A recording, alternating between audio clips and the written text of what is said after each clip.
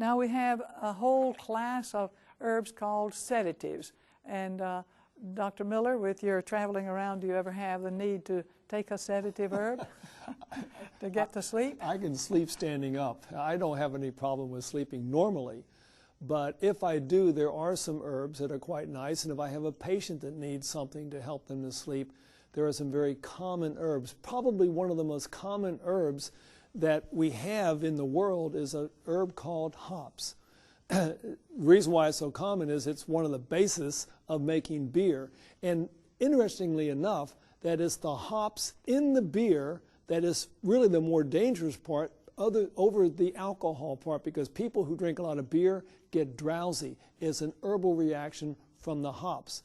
And so I find that hops works very nice. I've heard about people taking a pillowcase and filling it full of hops and then sleeping on that and aiding in their sleep. But there are other ones besides this.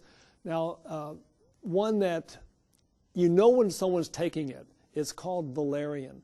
Valerian is probably one of the most noxious smelling herbs once you've used it, but it's an extremely good sleeping aid. Catnip is another one, which is in the mint family, and so other mints are very good to help persons sleep.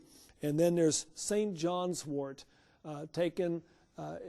we realize we take it for antidepressant, but it's also very good to help someone to sleep. And then there's skullcap, another nice sedative herb. But, you know, we can take all the herbs in the world, but we got to do the other things we can do to help us to have a good night's sleep. No late suppers, no exciting things before bedtime, making sure we're not taking lots of naps during the day. There are some simple things we can do, Father, to help herbs help us to have a better lifestyle. Yes, and we can be most grateful for these because the Lord has given these to us to make certain that we know that He is a Father of love and that He has provided for all our illnesses. I don't know of any illness that won't be helped somewhat by taking some kind of herb. And most of these, as I said in the beginning, these are incredibly safe for us. And if the question is between an herb or a drug, the safest one is almost hands down favorite for the herbs. So we can recommend these and of course people have used them forever and anon, so we know that they are safe. So may the Lord bless you by understanding that our Heavenly Father has made provision for every need.